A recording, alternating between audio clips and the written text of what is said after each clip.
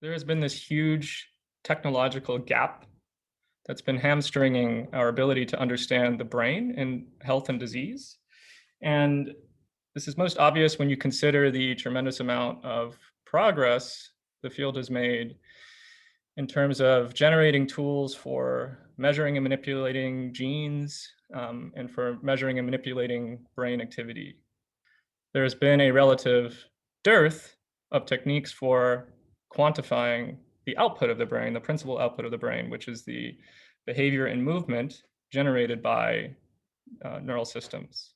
If you can't measure a key component of the brain, right, namely its output, this fundamentally limits what we can understand about the nervous system and how it changes in disease. So we can make very coarse measurements of behavior, but we can't measure its details. And that limits our ability to understand how behavior is controlled by the brain and how behavior is perturbed in disease. So consider how we currently study Parkinson's disease in animal models. So we know in Parkinson's disease and other motor diseases that the external manifestation of the disorder is a change in movement, right? There are motor disorders. But in animals, basically all that we can measure currently with state-of-the-art technology is how much is the animal or how fast is the animal turning to the left or turning to the right, or how fast is it moving over some space in a behavioral arena. Ultimately, science is measurement. And if we can't measure and quantify key components of a system rigorously and without bias, then it's difficult to describe the work as science. And we set out to elevate behavioral measurement to a science so that we can begin to have a quantitative language to describe the brain's output, namely movement, and have a new window into the function of complex processes generated by the brain.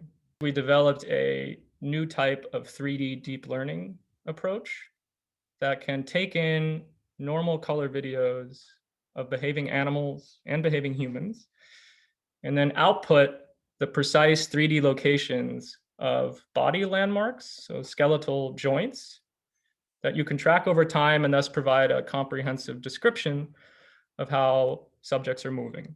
The end result of our method is something that looks a lot like motion capture. But what we realized is that motion capture, right, as a system, it's great when you have the right equipment and the right environment, but there's several limitations. So first is the expense of the equipment. So you require these really large camera arrays. The second is the type of modifications you need to make to the body in order for it to work. So you have to put on a suit with these little markers.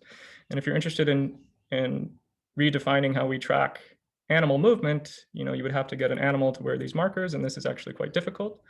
And then another big issue with motion capture is that it requires that you have a clear line of sight to these markers that are on the body.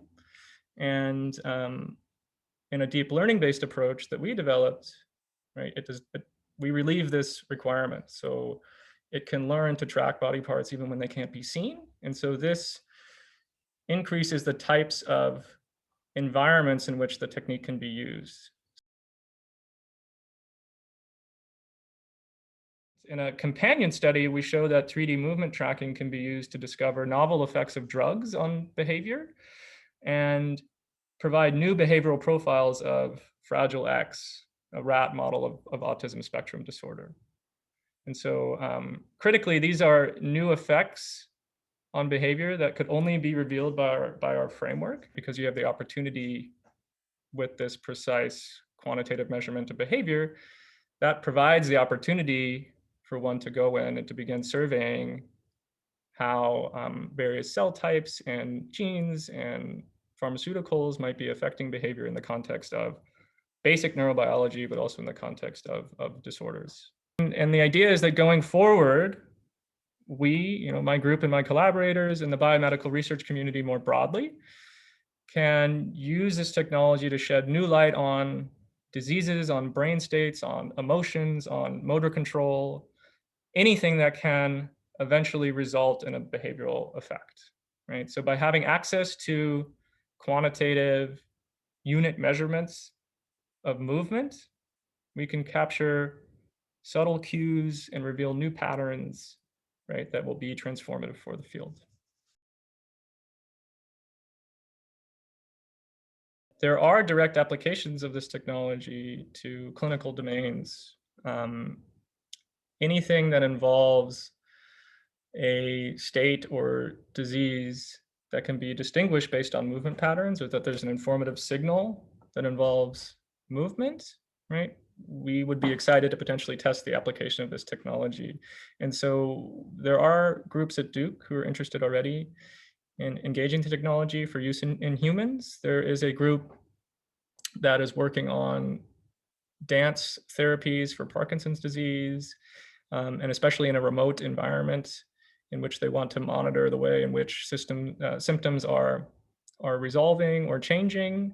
The idea is that potentially this type of movement tracking could be used to inform the effectiveness of their interventions and potentially lead to new interventions that could be more effective.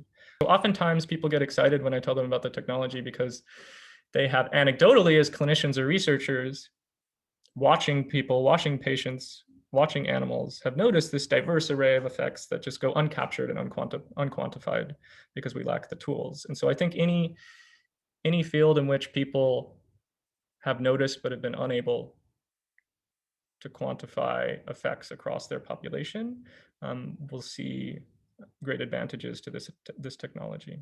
This was a highly collaborative project between multiple institutions. It initially started as a collaboration between Harvard and Duke, but then it grew to include investigators at MIT and at the Rockefeller University in New York City and at Columbia. And the reason why it expanded so much is that we had collaborators who were very interested in applying this tool to their personal systems and their experiments of choice. And so developing those relationships led to a diversity of use cases, which was very important for illustrating the impact and potential of the technology. This was a machine, in essence, was a machine learning driven paper, right? So without the expertise of the world-class computer vision and machine learning experts at Duke, we wouldn't have had the opportunity to develop the system and build it the way we have.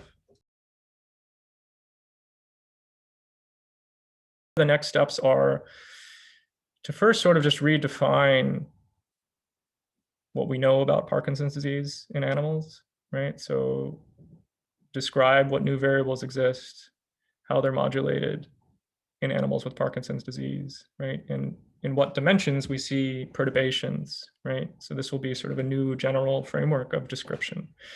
And then having that new framework of description, we'll use new precise molecular tools to go in and selectively perturb individual cell types in the basal ganglia, which is this region affected by Parkinson's disease and important for controlling movement, and modulate these cell types and the receptors on these cell types, and then observe what effects does this have on the Parkinsonian phenotype, and not just on the phenotype, but on components of the phenotype, components that we can now resolve because we have this system.